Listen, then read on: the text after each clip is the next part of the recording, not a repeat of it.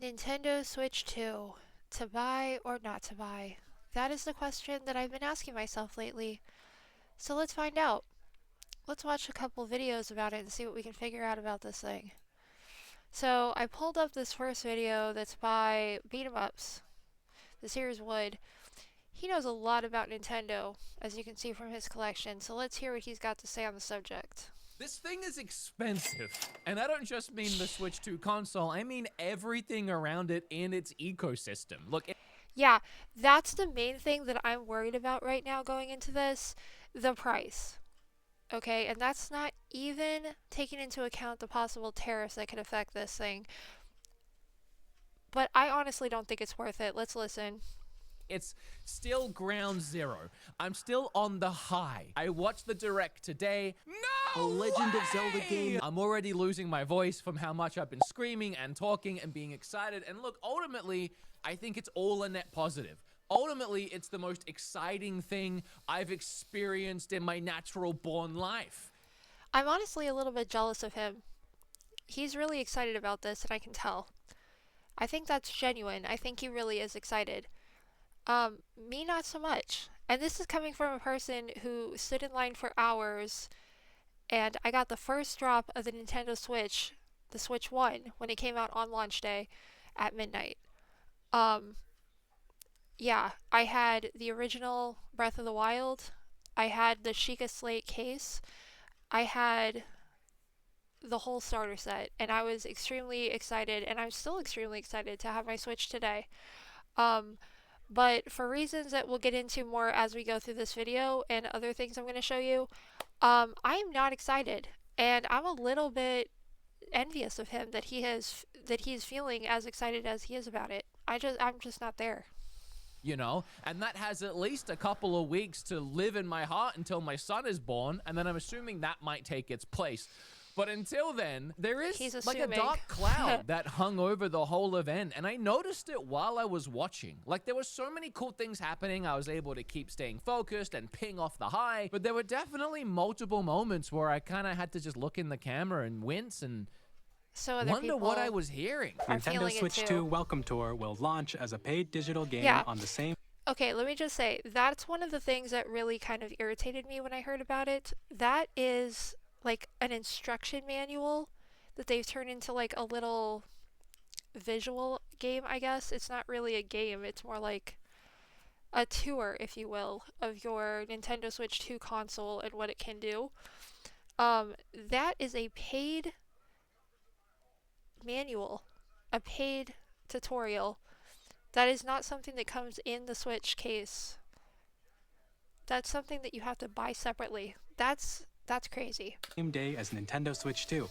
So please check it out if you're interested. Paid? I think really the first time my ears picked up in this whole event was that pack-in game. That's not actually a pack-in game. That was the first part that was a little strange. Yeah. This game seems to be like you're just walking around a model of a Nintendo Switch 2 and you can hear some information about it and how the thing works. Which is cute. I just want to put that out there. That's cute. If this was a pack-in game, I'd be happy to have it. I'd play with it a little bit, and then I'd never pick it up again. Because it's a tutorial. Nothing more, nothing less. Great, you know, an instructional pamphlet, which, you know, instructional pamphlet, something you usually pick up for free on the way out of AAA after they inspect your car, you know, just a little bit of information on what's going on. But if I was walking out of AAA and I got yelled at to pay $10 for it, I'd say, okay, you have it back. I don't need to learn. Pay? Now, I'd like to share some more information regarding... What is... When I saw it, I was legitimately excited. Even though it wasn't anything super fun looking, just the idea of having a pack-in game again. I think that the excitement comes from the fact that you are excited to learn about this new piece of tech. You're excited to see what it can do. And this shows you what it can do. And that's exciting. But dude, it's a manual. And you know that, and I know that. It is not worth money. Again, like with the Wii. But no, they're charging for it. We don't know the price, but it's a paid app. So you would assume, I don't know, what, like $10? You would hope nothing more than that. But that was kind of the start of the gears turning on just a bunch of weird money things that came about in this event. The second other big one was Mario Kart World is $80. Now look, wow. I want to talk about this. Okay, I gotta stop it right there. This is something I really have to point out, and this is one of the major reasons that I'm not really too excited about this. Okay, I just purchased Monster Hunter Wilds on Steam. $70 for Monster Hunter Wilds. And that game is awesome. Okay? Graphically, it's amazing. This is Mario Kart. Think about that. This game is Mario Kart. It looks like Mario. It looks like a cartoon. I'm not saying it's not visually better than other Mario Karts, and I'm not saying that Mario Kart isn't fun. I love Mario Kart. But it's Mario Kart. And it is $80. And then you have the price of the system itself. Now, we're going to get to that later, but it's $500. You heard me right, $500. And then you have all the accessories. You have the camera. You have the new Joy-Cons. Now, it does come with two, obviously, but, you know, you're always going to want to pick up some more for your friends. Then you've got these games, right? Because you can't play anything if you don't buy anything. $80. So you're looking at like walking out of the store, if you get all the doodads and whatnot, at like $700 at least. Okay, granted, it's got some pretty awesome graphics. It's got an upgrade for a Switch. I just want to put that out there. It's not like ahead of its time. It's a handheld. Yes, and that makes it worth it in my opinion. But I don't see what it's doing over the Switch 1. It feels like more of the same to me.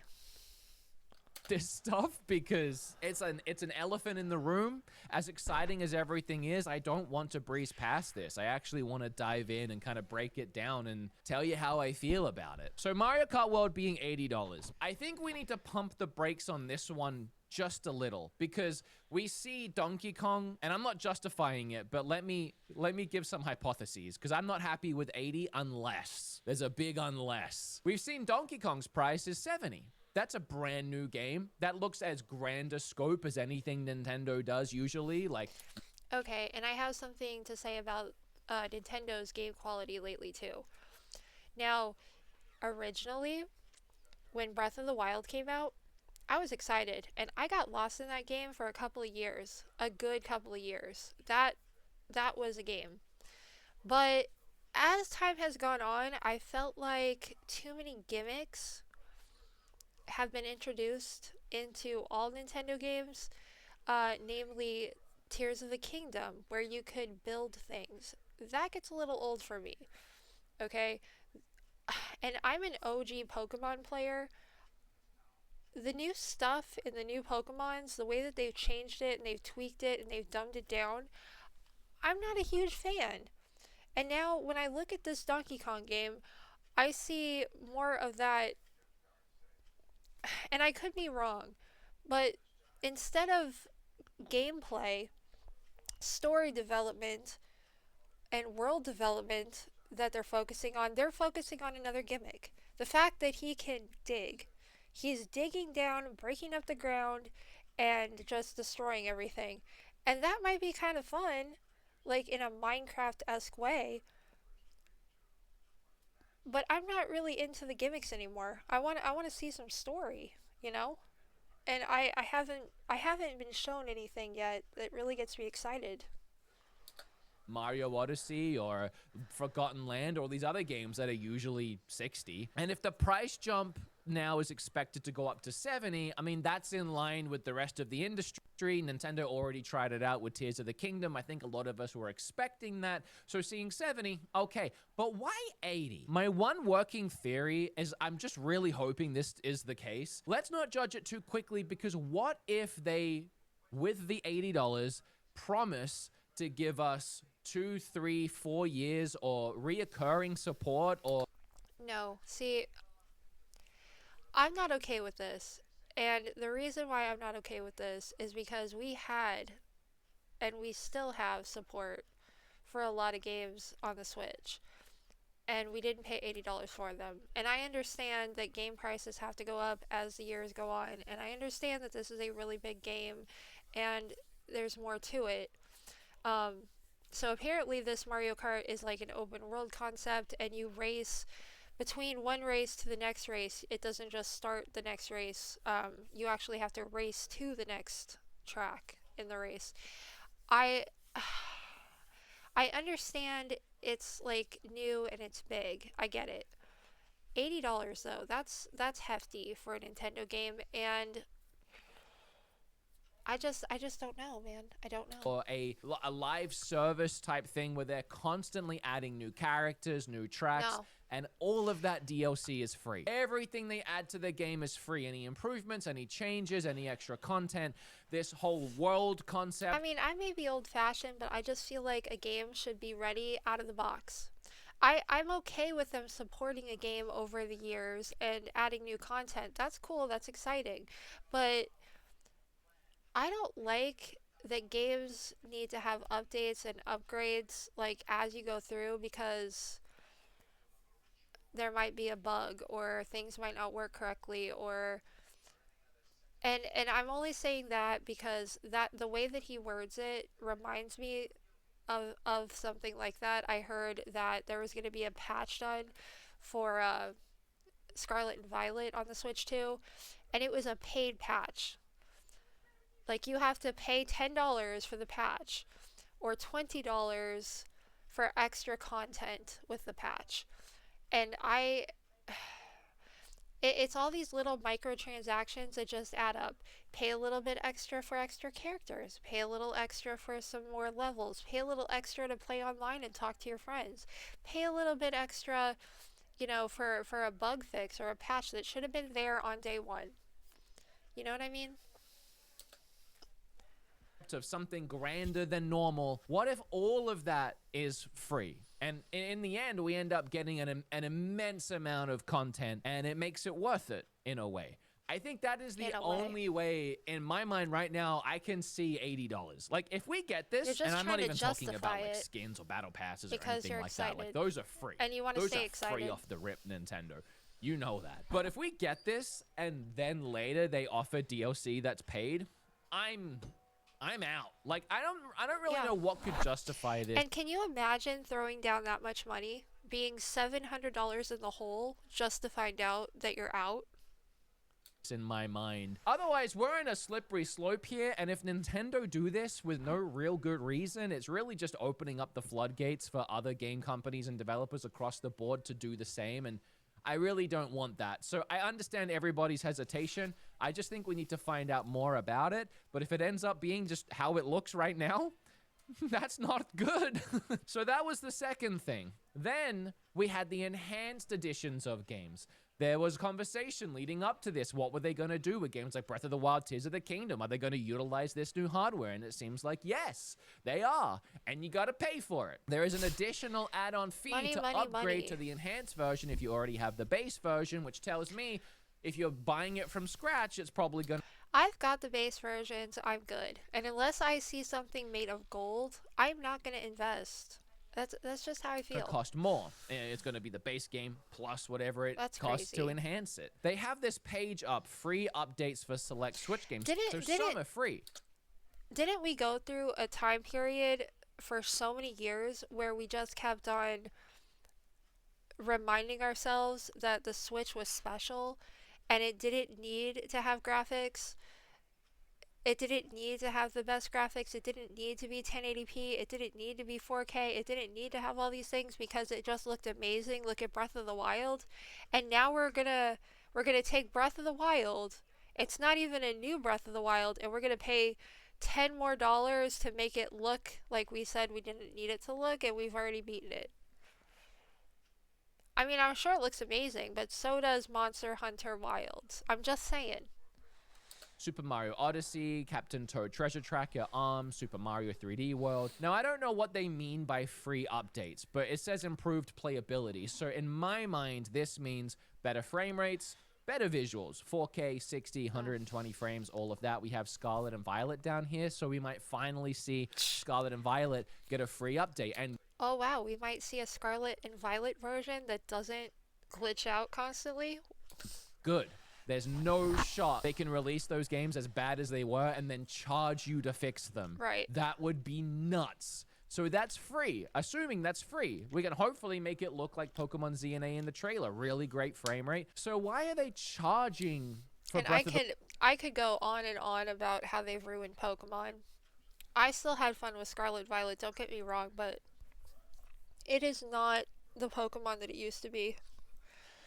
The Wild and Tears of the Kingdom and other games that are enhanced. Well, to me, it seems like all those games offered something extra. They were switched to enhanced with extra content on top of being better performing. I can't remember exactly offhand, but Breath of the Wild offered the weird app integration, GPS, I don't know what else it added, but Kirby added a whole extra level, Jamboree added a bunch of extra content. That's so not paying that for exciting those to me. enhancers makes sense. And I think it makes none of the things that they're saying so far convinces me to invest my money. Makes even more sense that I can't really remember Breath of the Wild and Tears of the Kingdom's enhanced offhand. Those are actually included in Nintendo Switch Online. So if you're already paying for Nintendo Switch Online, you'll get Breath of the Wild and Tears of the Kingdom for... And let me just remind you, and I know that there are a lot of exclusive Nintendo games that people love and I love, right? Zeldas, Marios, Animal Crossings, Metroids. I understand that.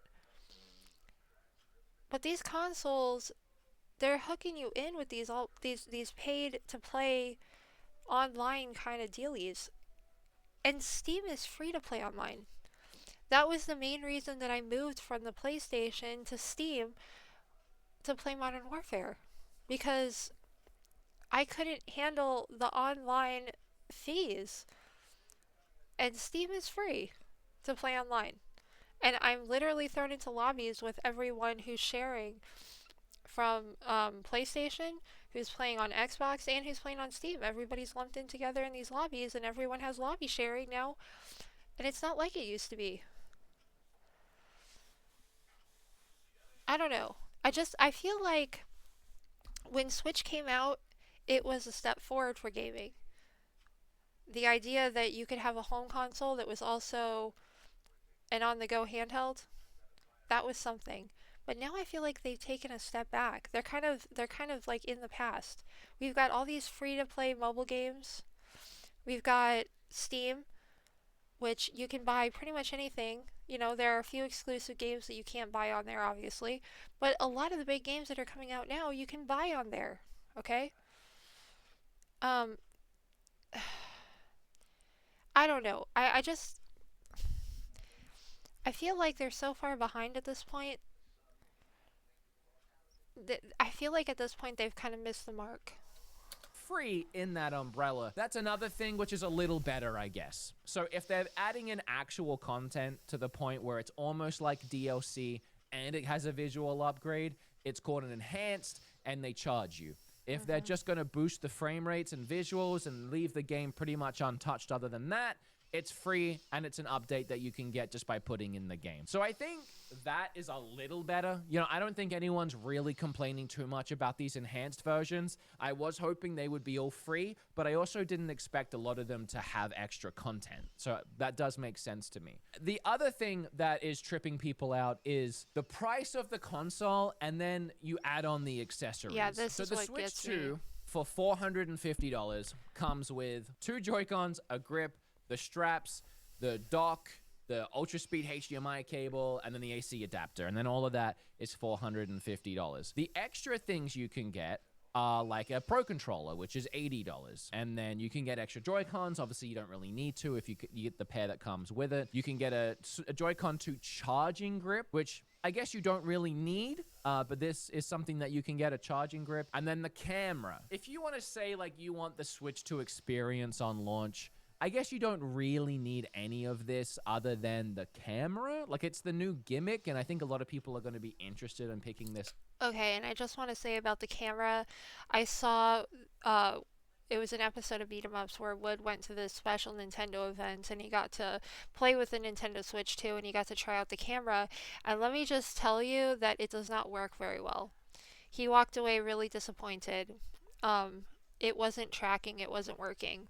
And he was saying that if he stayed in his little zone, maybe in his house where he understood exactly where he was supposed to be standing and he wasn't so, like, you know, anxiety ridden from all these people around him watching, then, you know, maybe it would have worked better, but he just did not have a good time with it and it didn't work for him. So that's a lot of money to pay out for a little camera that doesn't really work. Up. So let's say you want to get the bundle version with Mario Kart. You're at $500 plus tax in US. With the camera, you're at $550. That's the 500 I was talking about. Which is almost double what the original Switch cost. You want to start adding in any... And let me just say that if you have Jamboree, Mario Party Jamboree, and you want to add, you know, the new DLC, the upgraded version, it adds a new game mode where you can play some mini games with the mouse function that's on the new Joy-Con. But also, there's a new part to the Jamboree where you use the camera to play some of the mini games, and that's what Wood was trying to play in his other video. And so, if you skip out on the camera, then there are some games that you're not even going to be able to do the upgrade version. You're not even going to be able to get the DLC and upgrade your game. And play all of it completely. So it kind of like sucks you in a little bit more money here and there until you've really added up quite a bit. The extra games, you're getting pretty up there, close to $700, $800, and that's before you get a case or anything like that, a grip or whatever it is that you need. So clearly more expensive. Which is already tripping a lot of people up. To justify this, I guess, I kind of figured this console would cost $400. I always figured it would cost more than the original Switch, because it's supposed to be a big upgrade, bigger and better, right? So to me, this doesn't feel like a new generation of console. It feels like when you went from the 3DS to the new 3DS XL.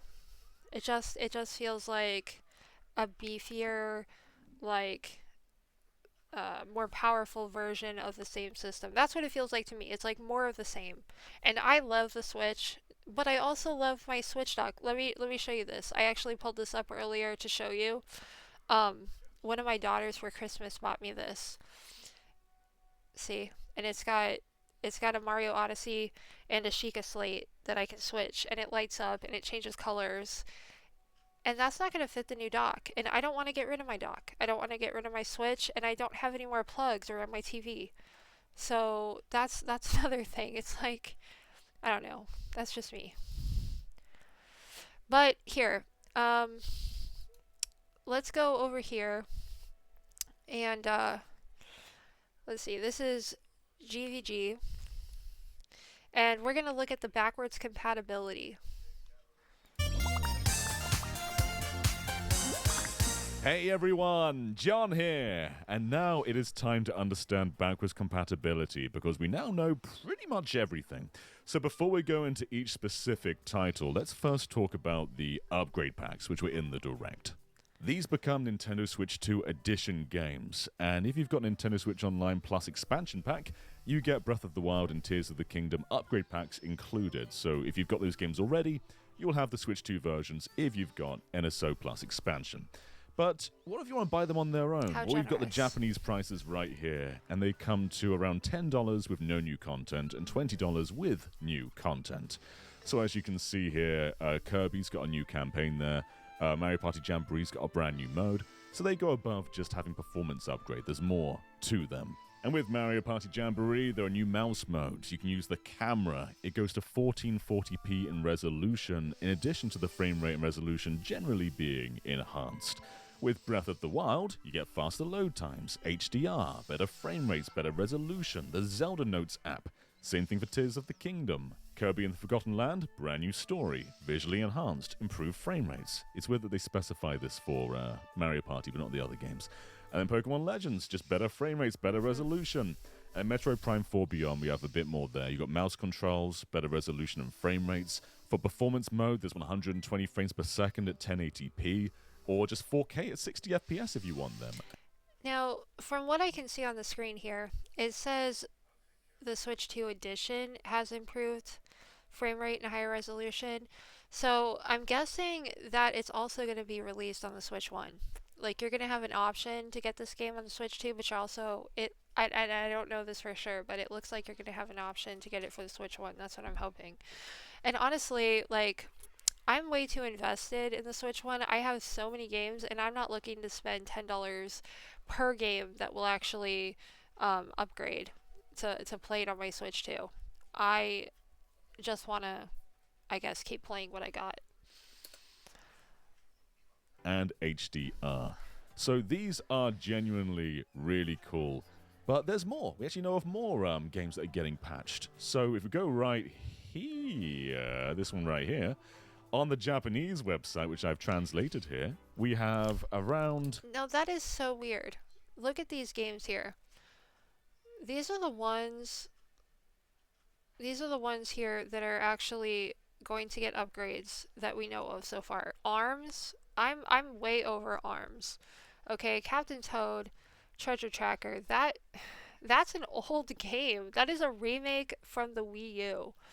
Mario Odyssey. Now that's kind of cool, right? Link's Awakening, that was a pretty cool game. Let me actually back this up a little bit. The Japanese website, which I've translated here, we have this world game thingy, you know, this, I don't know. I think that's kind of lame. Mario 3D World, Bowser Fury, that's also a remake from the Wii U.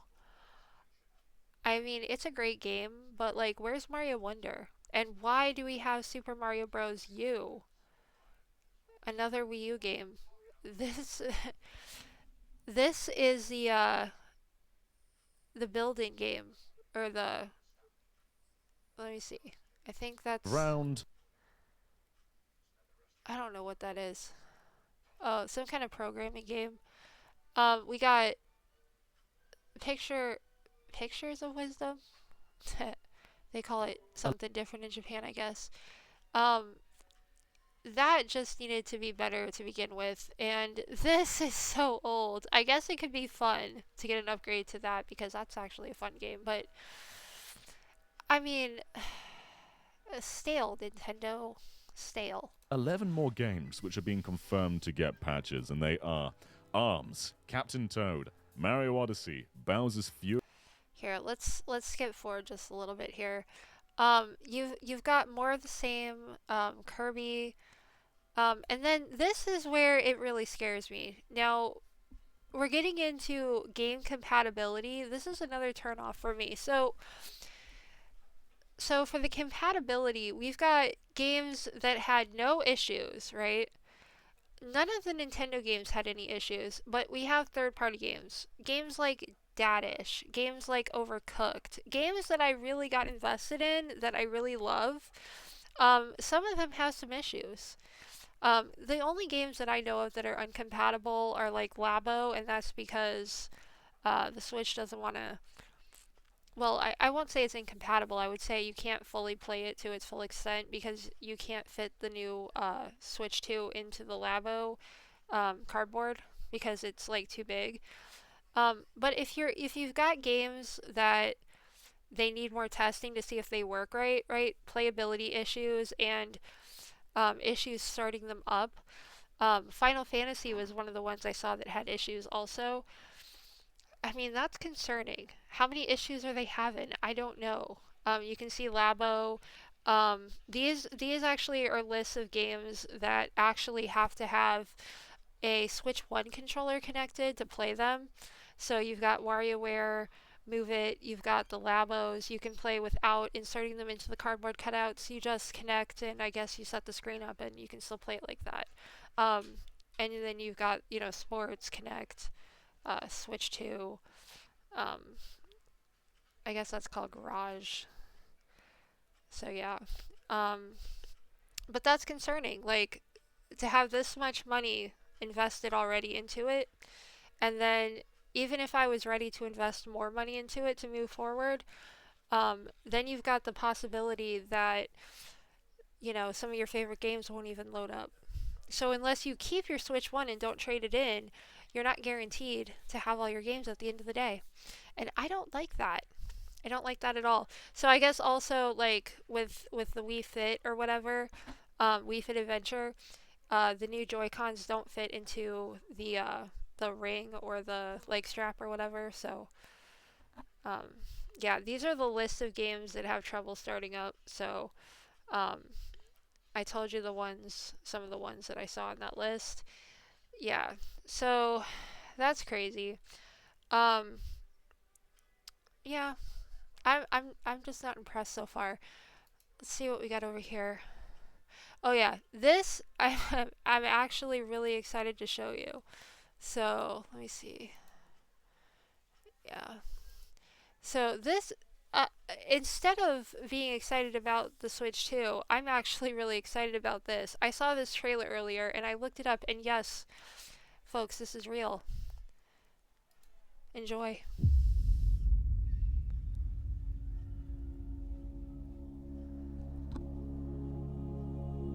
The legend says that once every 1,000 years, a hero is born who is destined to change the fate of the entire kingdom.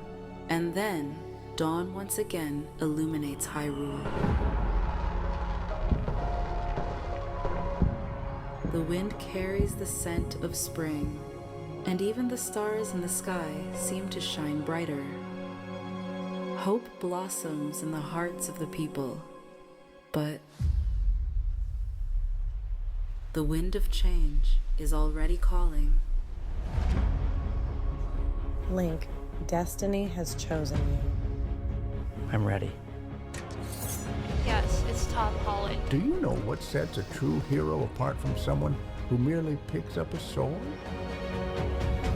Because a hero is not someone who feels no fear. A hero is someone who refuses to let fear control them.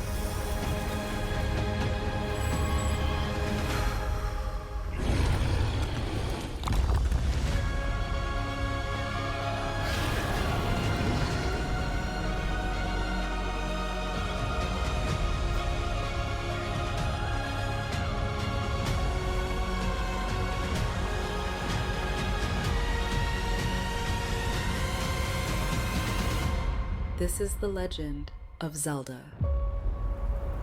Yes. Okay, I don't know about you, but that's way more exciting than the Switch 2. Okay, so that's all I got for you today. That's actually slotted for 2027. I'm looking forward to that. I don't know about you guys. Tell me in the comments, what are you guys most excited for? Do you want to get the Switch 2? Do you think it costs too much? Are you worried about backwards compatibility? Are you going to keep your Switch and get a Switch 2? Or are you going to trade your Switch in? Or are you going to skip it altogether? Let me know. And tell me what you think about Tom Holland as Link. That looks pretty sweet if you ask me. Alright, bye!